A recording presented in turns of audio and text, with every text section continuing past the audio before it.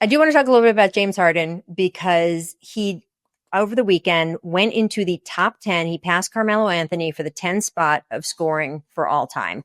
And I want to read you the list because it is just incredible, right? You've got LeBron James, Kareem Abdul-Jabbar, Karl Malone, Kobe Bryant, Michael Jordan, Dirk Nowitzki, Wilt Chamberlain, Kevin Durant, and Shaquille O'Neal.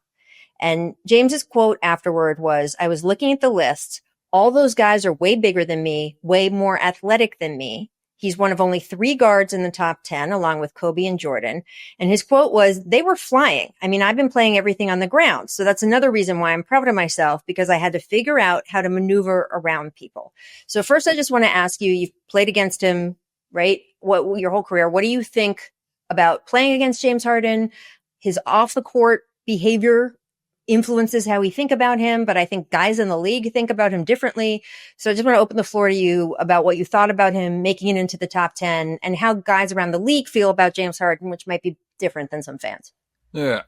James Harden's elite. Like, he's arguably, he's had some of the craziest games in NBA history that for whatever reason we just skip over. And it's like, wait, he just did 16 what? Like, you know what I mean? Like, we watched him go on Kobe type scoring runs where you're like, wait, we held him. By game 15, he finally didn't score 40 straight. Like, you're not like that type of stuff, all while sitting there and being like, yo, who gets 15 assists with their 40? Right. That is absolutely crazy. And we still owe him probably 2 MVPs.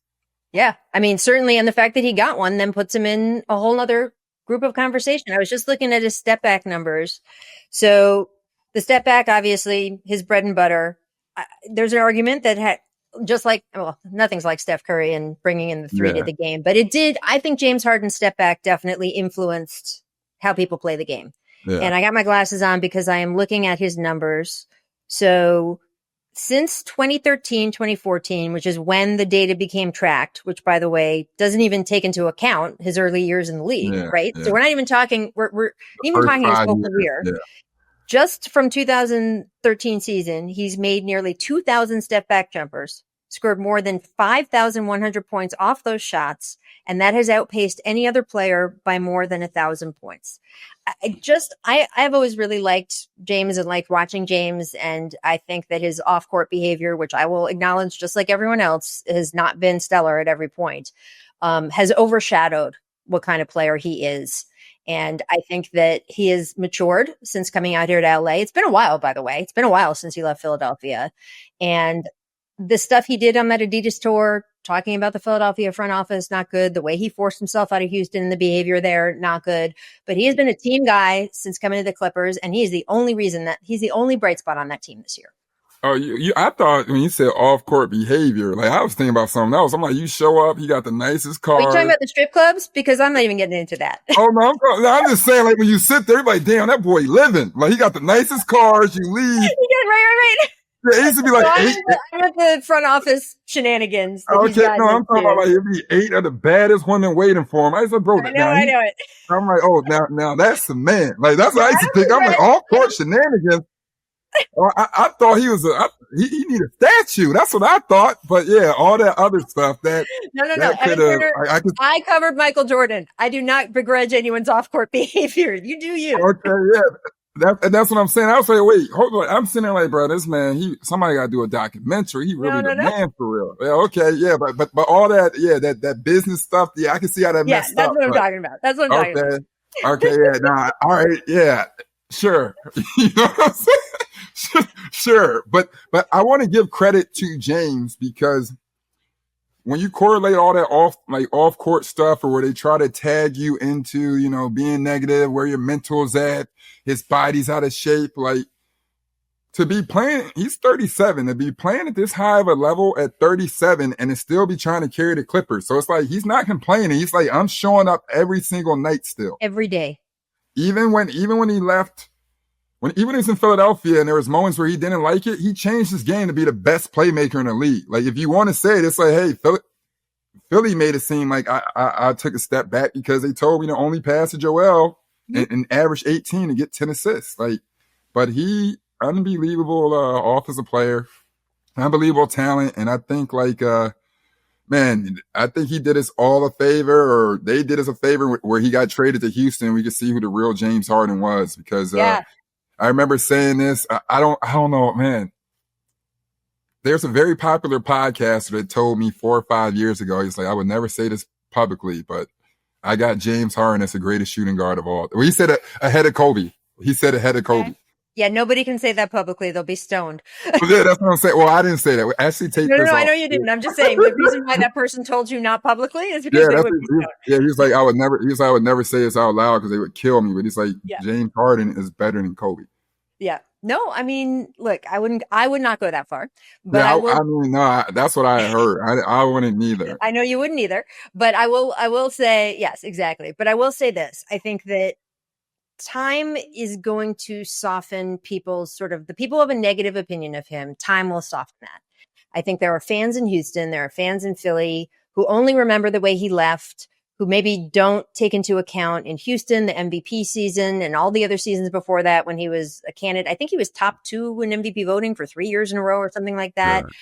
I would argue that Joel Embiid's MVP was that James Harden was partly responsible for that, and both agreeing to play the way he played and also sort of all those passes to Joel and the way he managed the offense to help Joel shine.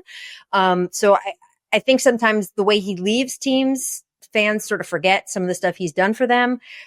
I just think that he is earning his place and that people are going to remember him down the road as not only one of the top 10 scorers of all time, but his point of the fact that he had to do it differently.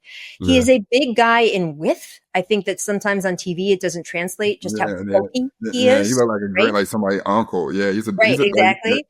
Like he's from the South. He looks like he's from the South. Sturdy. But he's right.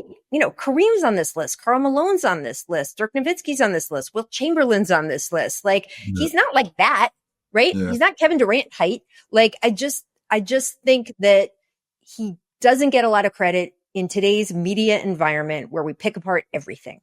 Yeah. And the way TV shows and radio shows and podcasts have used picking him apart for the front office relations stuff that he has done. And again, there's been some serious stuff. There's some teammates in Houston who will tell you how they feel like he quit on them.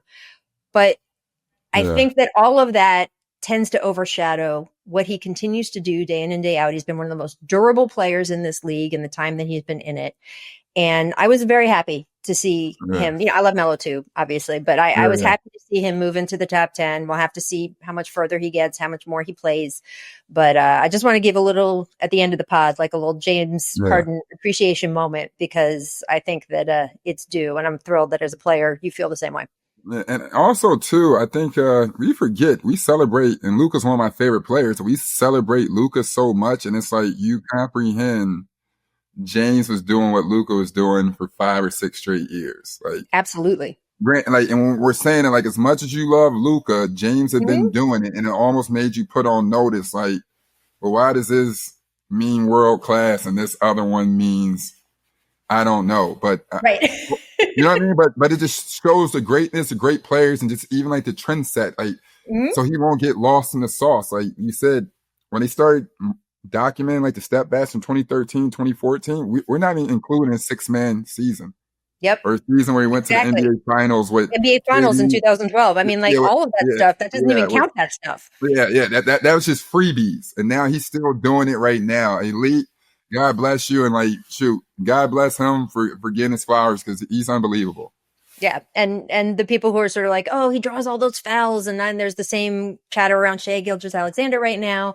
That's also like, it's the game. They give you rules. You play within the rules you have, with the body you have and the skill you have. That's what you do. That's what you're supposed to do. And also, it doesn't matter.